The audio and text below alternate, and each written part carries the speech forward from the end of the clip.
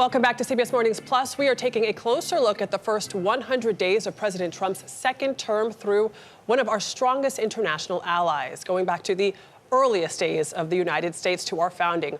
We are joined now by French Foreign Minister Jean-Noël Barrot. Mr. Barrot, Monsieur le Ministre, thank you so much for being here. Thank you. This partnership between the U.S. and France is one of our oldest, and we're at a crossroads right now. Tell us about where the state of the relationship is now and what you fear might be coming in the future. France is the oldest ally of the U.S. Our relationship goes way back to Lafayette and Washington. We've had our differences, but we've always been on the same side of history, the side of peace, of prosperity, of freedom, and we hope for this to continue. We've worked very well with the first Trump administration 4 years ago, and we are ready to do the same now. The Trump administration, President Trump, seems to think that Europe, and France as part of Europe, needs the American economy more than we need what you make and produce in the European economy. What do you say to that? I say that Europe needs the U.S., but the U.S. also needs Europe. In fact, U.S. exports to Europe are sustaining millions of jobs in the U.S. The U.S. need our market, which is the biggest market in the world, for their services, digital services, financial services. In fact, we are the largest trade partner for each other, and that's why we need to keep doing trade. And we need to avoid getting into trade wars that would lead us to get poorer on each side of the Atlantic. It seems like we're in one of those wars. Is a deal possible, likely? What can you tell us? I think a deal is possible. I think it would be in the benefit of the American people, European people, because tariffs are a tax on our economies, the economies of two regions of the world, two economies that are tightly connected.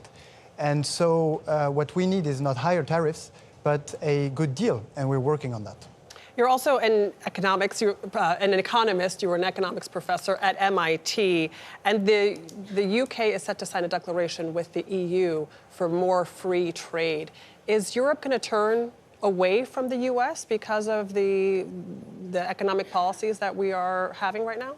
So what we want to avoid is trade wars, because trade wars make no winners, especially when economies are tightly intertwined, like it is the case for Europe and the U.S. We believe that free trade is an opportunity to grow our economies, to make our people wealthier, to create jobs. Now, of course, President Trump's intention is to bring jobs back to America, and this is perfectly legitimate. In fact, we, in France and in Europe, we want to do the same thing. But tariffs are probably not the best way to achieve that, and that's the conversation we want to have with the U.S. administration.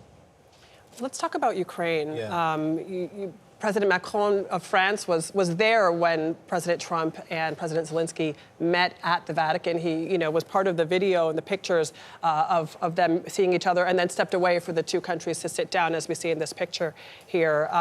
What is the role that Europe is going to be playing now, or the shift that Europe is making in order to try to move toward peace in Ukraine, considering the shift that America has taken? Well, first of all, we support President Trump's efforts to put an end to this bloody war that Russia started 3 years ago. But let's face it, 2 months ago, Ukraine agreed to President Trump's proposal to a comprehensive ceasefire. But 2 months later, we're still waiting for Russia to stop the killing. And so we're going to keep piling up the pressure on Russia to force it to a ceasefire leading to a just and lasting peace. This is our objective, and I think it is shared with the U.S. administration.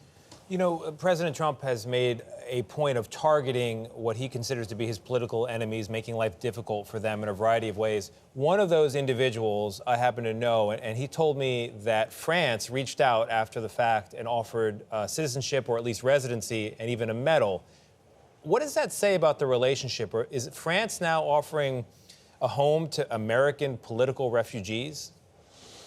So I'm not sure exactly who you are talking about, but what's for sure is that anyone is welcome to France and Europe. We have many American people living in France and Europe, many French people living in the U.S. I've lived in the U.S. myself, and we want this to continue. Well, thanks again for the help with the Revolutionary War. It turned out really well for everybody. Thank you for Omaha Beach. We will never forget. Yes, of course, D-Day. Thank you so much, Thank you. Jean-Noël Barrot. Thank you for being here.